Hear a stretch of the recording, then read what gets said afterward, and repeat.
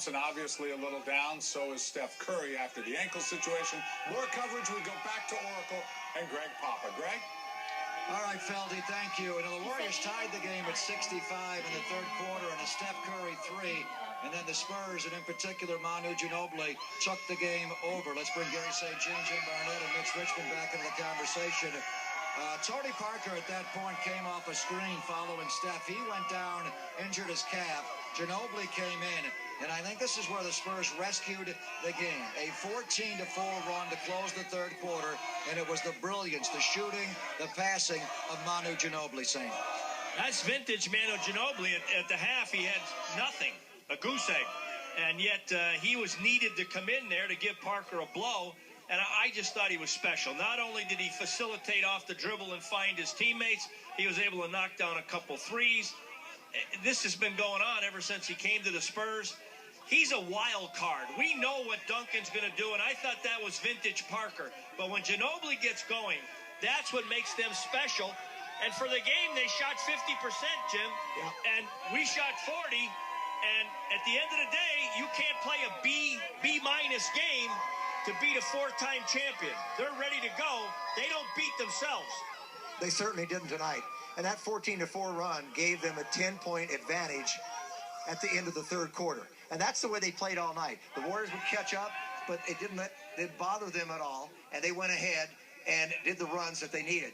But this was a very poor shooting night for the Warriors. I said before the game that either Curry or Thompson, one of those players, had to have a 30-point night tonight. One of them.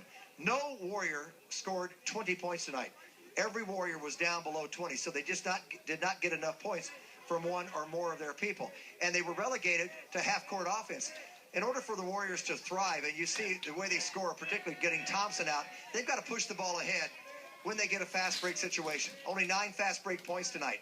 This team cannot afford to play half-court basketball against the San Antonio Spurs. You play right into their hands. And conversely, Rock, their stars played great. Tony Parker, 25 in the first half, 32. Duncan had 23. But getting back to Manu Ginobili, it's a little like the previous series. Ty Lawson's the Tony Parker. He's the quick one getting in your paint all night.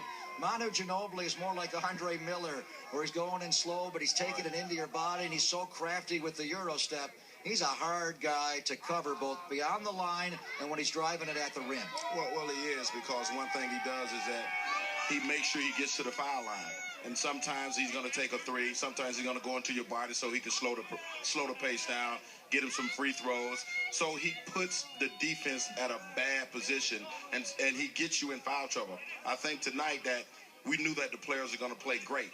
That's what they did tonight. Their backs was against the wall. Duncan came out and played well. Parker came out. You know, last night they got a good night's rest, and they were going to be ready to play this game. The Warriors just didn't match their intensity tonight. You brought up an interesting point, Mitch. Right. Sometimes as a player, you're going for a driving layup. Now, free throws are pretty even tonight. Right. But sometimes you go to the basket, you don't have much of a chance to make it. You want to make sure that you're going to get contact and you're going to go to the line. No free throws tonight for Klay Thompson, correct? You've got to learn how to go in, not try to finish the play, but finish the play with somebody on you and draw the foul and get the whistle. When Parker and Manu drive, they're looking to go into your body and draw contact, then separate. When Steph and Klay go in, they're looking to move around you and get the shot off. Different style. Well, that's going to come with time. I envision Curry won't get to the line a ton. But I think in due time, Thompson's going to learn how to do that. But you're right on saying those two guys have a lot more experience with it. I thought Pop's game plan tonight was short, succinct, to the point.